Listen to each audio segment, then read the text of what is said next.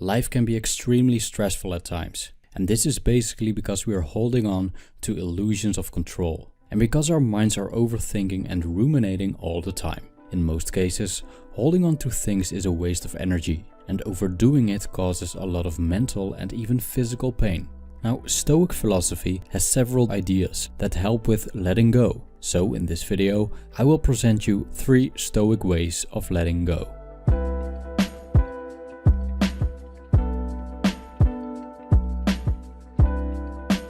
Let's start with the first one, becoming aware of indifference. In Stoic ethics, we can find a system of virtue, vice, and so-called indifference. Now, what most people seem to hold on to are preferred indifference. So much so that these have become the center of their pursuit. Indifference are basically anything that isn't virtue or vice, which means that they don't necessarily lead to misery, but not to happiness either. Hence the indifference associated with these things. Among preferred indifference are wealth, reputation, material possessions, basically the same things that Epictetus points out as not in our control. Now, the thing is that these are not only beyond our control, they don't lead to lasting satisfaction even though the mind thinks so. Also, not having them will not obstruct our ability to be happy. In regards to the ancient Stoic texts, Seneca has some wise words to say about this. Whoever has largely surrendered himself to the power of fortune has made for himself a huge web of disquietude, from which he cannot get free. If one would win a way to safety, there is but one road: to despise externals and to be contented with that which is honorable. For those who regard anything as better than virtue, or believe that there's any good except virtue, are spreading their arms together in that which fortune tosses abroad, and are anxiously awaiting her favors." End quote.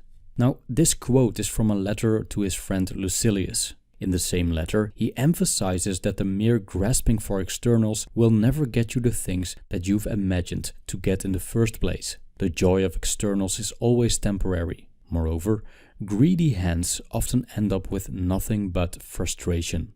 So if we know that, at the end of the day, preferred indifference are simply overrated and that we can still be happy without them or with just the basic necessities, we might stop chasing them so much, or at least loosen the grip and know that not having these things is not the end of the world. Isn't that a calming thought?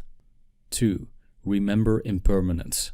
The world is completely out of control. Life comes, life goes. Empires rise, empires fall. And it's just a matter of time until planet Earth vanishes because the sun swallows it. The house we live in, the money we have in the bank, the people we love, it's all going down anyway. From this perspective, we may see that it's kind of crazy to spend our lives attaching ourselves, sometimes painfully, to the world around us. The preferred indifference that I previously talked about not only fail to give us lasting satisfaction, they do not last themselves either. This is yet another reason why it's better to let go of them. Emperor and Stoic philosopher Marcus Aurelius observed that change and flux constantly create and recreate the world.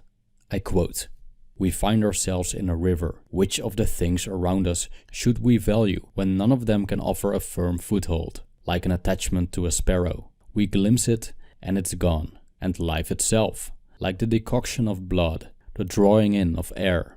We expel the power of breathing we drew in at birth, just yesterday or the day before, breathing it out like the air we exhale at each moment." End quote. So we could propose ourselves the following lesson in the form of a question. Why hold on tightly to things that are in constant flux? 3. Residing in the present moment.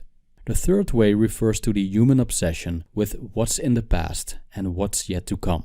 It's understandable because the past is a source of life lessons and the future is something we might want to plan for. The problem, however, is that some people live entirely outside the place where life is happening, the present moment. Their worries about the future make them so uptight and sometimes paralyzed, while the heavy burden of the past is resting on their shoulders. Marcus Aurelius was aware of the human tendency to live outside the present moment. I quote, The present is the same for everyone. Its loss is the same for everyone. And it should be clear that a brief instant is all that is lost. For you can't lose either the past or the future. How could you lose what you don't have? End quote. So letting go in this case literally means letting go of what you don't have. Sure, you have your thoughts about it in your mind, but thoughts are the fabrication of the mind and don't represent the world around you. They're mere illusions, fantasies, calculations. A mind is a great tool. The Stoics see rational thinking as a gift that sets humans apart from animals and makes it possible for us to live a life of virtue. However, it's important that we use the tools that we're given and not the other way around. Thank you for watching.